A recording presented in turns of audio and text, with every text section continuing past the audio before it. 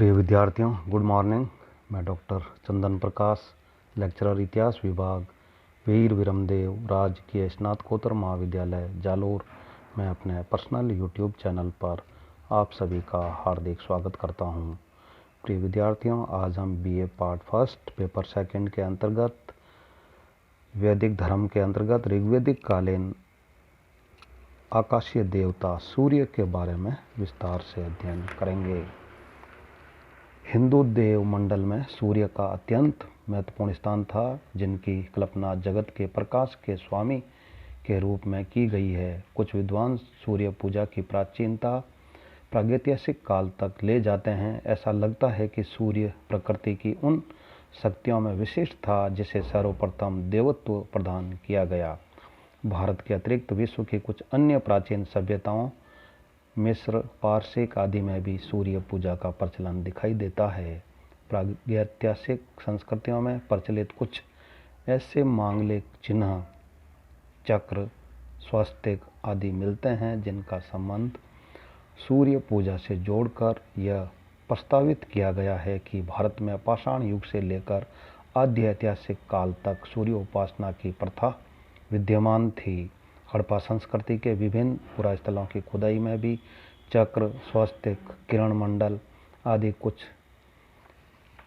ठीकरों पर खुदे हुए मिले हैं, जिन्हें बाद में सूर्य पूजा से संबंध कर दिया गया। कित का विचार है कि सूर्य पूजा की परंपरा में आर्य तथा नार्य दोनों ही तत्वों का सम्मिश्रण था।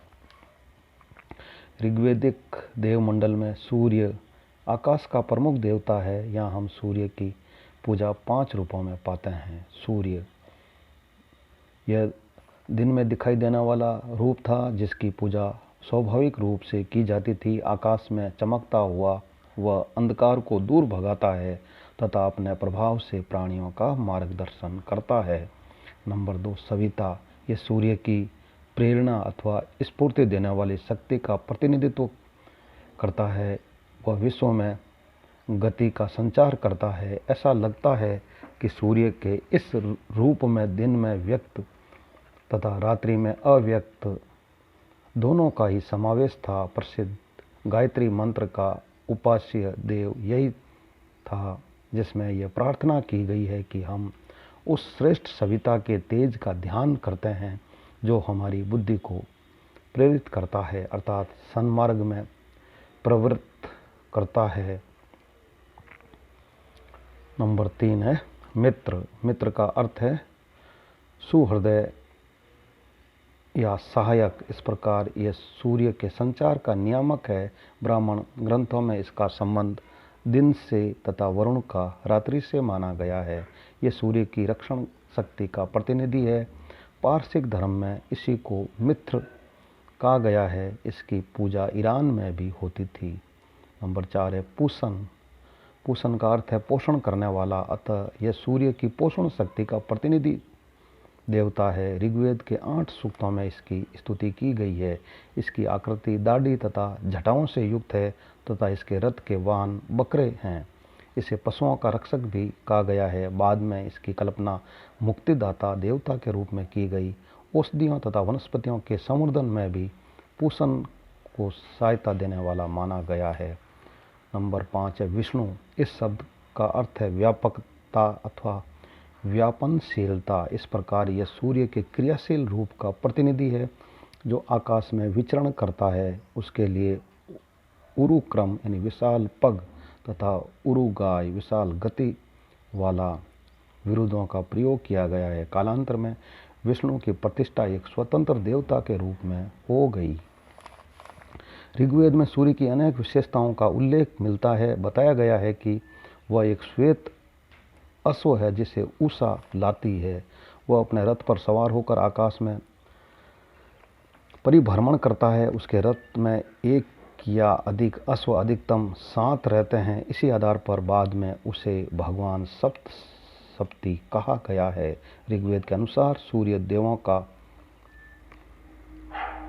आभिक सेना प्रमुख, चराचर की आत्मा, मनुष्यों के सत असत कार्यों का दृष्टा समस्त ज्योतिषियों में सर्वोत्तम एवं विश्वकर्मा है, उसके विविध रूपों एवं महिमा का गान एक सूक्त के अंतर्गत अत्यंत सुंदर ढंग से किया गया है। गुप्त काल में सूर्य की प्रतिमाओं में 7 अश्व प्रदर्शित किए जाने लगे, किंतु वैदिक काल तक सूर्य प्रतिमा का आविर्भाव नहीं हुआ था। रामायण तथा महाभारत में सूर्य के मानवीय स्वरूप का ही विवरण मिलता है। उत्तर वैदिक साहित्य संहिता, ब्राह्मण, उपनिषद, ग्रह एवं धर्म सूत्रों आदि में हम सूर्य की पूजा का उल्लेख प्राप्त करते हैं।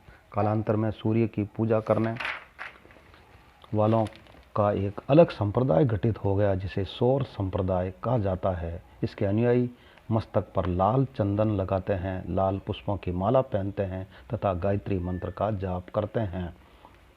ईसा की पहली शताब्दी में हम सूर्य पूजा में विदेशी प्रभाव के फलस्वरूप कुछ परिवर्तन पाते हैं। R.G. भंडारकर का विचार है कि यह परिवर्तन मग नामक ईरानी पुरोहितों के एक वर्ग के भारत आगमन के कारण हुआ। विद्वान इतिहासकार ने अपने मत की पुष्टि में भविष्य पुराण की एक कथा का संदर्भ प्रस्तुत किया है, जिसके अनुसार कृष्ण के पुत्र शांब तथा चंद्रभागा नदी के तट पर सूर्य मंदिर बनवाया गया, किंतु इसमें पूजा कराने के लिए कोई भी भारतीय ब्राह्मण तैयार नहीं हुआ। अतः शक द्वीप में पुजारियों को बुलाकर यहाँ पुरोहित नियुक्त किया गया। गोविंदपुर गया बिहार से प्राप्त लेख 1137-38 में यही बात उल्लेखित है। यह लेख मग ब्राह्मणों का विस्तृत विवरण देता है, जिसके अनुसार क्षीर समुद्र से घिरे शाक द्वीप के पुण्यमय निवास स्थान पर त्रिलोक में अरुण के समान प्रकाश फैलाने वाले शाम ने इन ब्राह्मणों को अपना अंग मानकर प्रतिष्ठित किया है। यह जगत में श्रेष्ठ है। इनमें सर्वप्रथम समस्त वेदों तथा आत्मविद्या के ज्ञाता, नित्य यज्ञ क्रिया को पूर्ण करने वाले, संसार के द्वार के समान भारद्वाज नामक मुनि, मगद्विज नामी महावंश के अलंकार स्वरूप थे। चीनी यात्री ह्वेनसांग ने भी चंद्रभागा नदी तट पर शाम यानी सूर्य मंदिर बनवाए जाने का उल्लेख किया है। वराह पुराण से पता चलता है कि उसने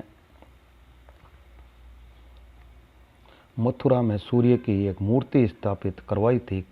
कुषाण काल में सूर्य पूजा का प्रचलन बढ़ा। कनिष्क धर्म सहिष्णु शासक था। उसके सिक्कों पर मिहिरों ईरानी मिहिर सूर्य का उत्कीर्णन मिलता है। इससे सूचित होता है कि भारत में मगों का प्रवेश पहली शताब्दी ईस्वी में हो गया था। व्रत संहिता से पता चलता है कि उत्तर भारत में मगों के प्रभाव से ही सौर संप्रदाय स्थापित हुआ, जो अपने साथ सूर्य पूजा के पूर्वी ईरानी रूप को लेकर आए थे। सूर्य मंदिरों में सूर्य देवता की प्रतिमा स्थापित करने के लिए मग की विशेषता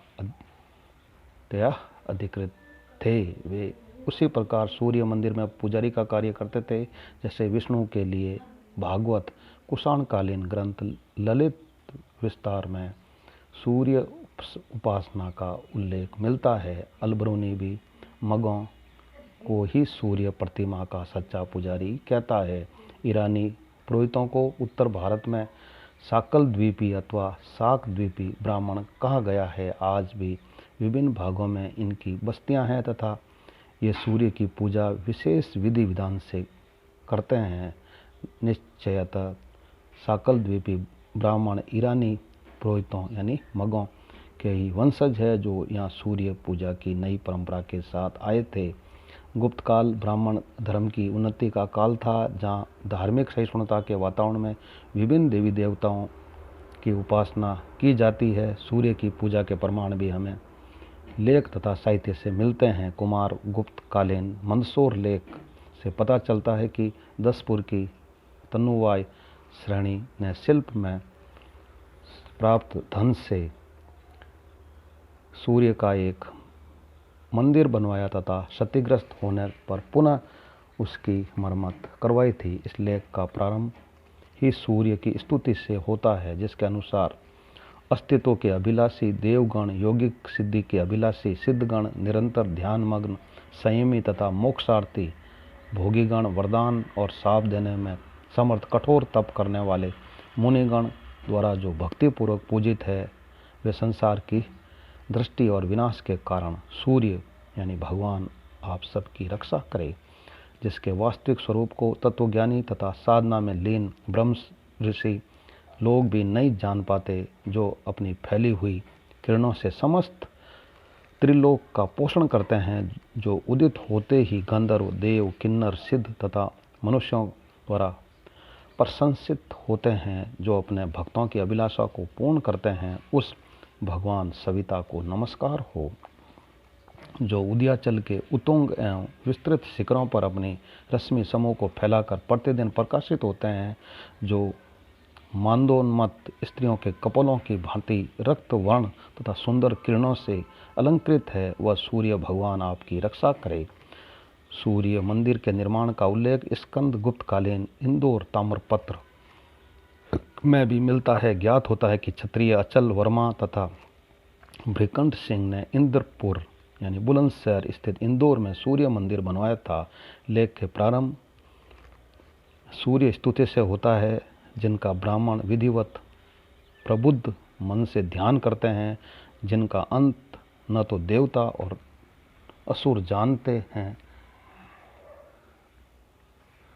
जिनका स्मरण कर लोग विविध रोगों से मुक्ति पाते हैं, वे जगत पीठ रश्मि आकार सूर्य हमारी रक्षा करें। हुण नरेश मेरकुल के ग्वालियर लेख से पता चलता है कि यहाँ पहाड़ी पर मातृचेट ने एक सूर्य मंदिर बनवाया था। हर्षकालीन साहित्य से सूर्य पूजा के व्यापक प्रचलन का ज्ञान प्राप्त होता है। हर्ष के पिता प्रभाकर वर्धन सूर्य के भक्त थे। हर्ष स्वयं शिव तथा बुद्ध के साथ साथ सूर्य की भी पूजा करता था। प्रयाग की सभा में उसने बुद्ध और शिव के साथ साथ सूर्य की भी पूजा की थी। बाण के विवरण से पता चलता है कि उज्जैन में सूर्य पूजा का प्रचलन था। वेनसांग लिखता है कि मूल स्थान पर में सूर्य का प्रसिद्ध मंदिर था, जिसकी मूर्ति सोने की बनी हुई थी। उसमें अलौकिक शक्ति थी। संपूर्ण भारत के राजा तथा सरदार वहाँ जाते तथा मूर्ति पर बहुमूल्य पदार्थ चढ़ाते थे। मंदिर में हर समय विभिन्न देशों के लगभग 1000 यात्री पूजा करने के लिए उपस्थित रहते थे। राजपूत काल में भी उत्तर भारत में सूर्य पूजा प्रचलित रही। कुछ प्रतिहार शासक सूर्य के उपासक थे। गैड़वाल कालीन कन्नौज के दान पत्र 1177 ईस्वी में सूर्य मंदिर का उल्लेख मिलता है। चामान शासक चंड महासेन सूर्य का भक्त था। भीनमल में सूर्य संप्रदाय काफ़ी लोकप्रिय था। पूर्व मध्यकाल में सूर्योपासना के अन्य प्रसिद्ध केंद्र थे। गुजरात में मुडेसरा, राजस्थान में ओसियां तथा सिरोही तथा उड़ीसा में कोणार्क। यहाँ से प्राप्त मंदिर तथा मूर्तियाँ सूर्य देवता की लोकप्रियता सूचित करती है। पालों के समय निर्मित कई सूर्य मूर्तियाँ बंगाल से मिलती है। सेन नरेश विश्वरूप तथा केशव सेन सूर्य के महान उपासक थे, जिनकी उपाधि परमशोर की थी। दिनाजपुर से प्राप्त सूर्य प्रतिमा पर उत्कीर्ण एक लेख में कहा गया है कि सूर्य पूजा से समस्त रोगों का हरण होता है। कश्मीर नरेश ललितादित्य सूर्य का अनन्य भक्त हुआ, जिसने मार्तंड मंदिर बनवाया था। चालुक्य नरेश भीमदेव द्वितीय के पाटन दानपत्र 1199 ईस्वी से पता चलता है कि अनलेश्वर देव यानी सूर्य के मंदिर को दान दिया गया था। अलबरूनी तथा अन्य मुस्लिम लेखकों के विवरण से पता चलता है कि मुल्तान में सूर्य का प्राचीन एवं विशाल मंदिर था, जिसके उपलक्ष्य में प्रतिवर्ष उत्सव होता था। दुर्भाग्यवश 11वीं सदी में यहाँ की मूर्ति तुर्की आक्रांताओं द्वारा नष्ट कर दी गई थी। दक्षिण भारत में एकमात्र सूर्य का मंदिर तंजौर में मिलता है, जिससे सूचित होता है कि सूर्य की पूजा का प्रचलन उत्तर भारत में ही अधिक था। प्रबंध चिंतामणि से पता चलता है कि पश्चिमी भारत में तो सूर्य की पूजा जैनियों द्वारा भी की जाती थी। इस प्रकार प्रागैतिहासिक काल से लेकर मध्यकाल तक भारत में सूर्य पूजा के प्रचलन के साहित्यिक एवं पुरातात्विक प्रमाण मिलते हैं।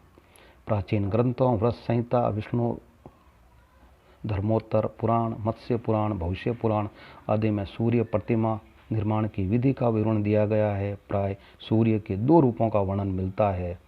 उदिच उत्तरी तथा दक्षिणी उत्तरी वेशभूषा विदेशी तत्वों से प्रभावित है। इसमें सूर्य का शरीर वक्ष स्थल से पैरों तक ढका हुआ है। उनके सिर पर मुकुट, हाथों में कमल पुष्प, कानों में कुंडल, गले में हार तथा पैरों में जूते दिखाई गए हैं।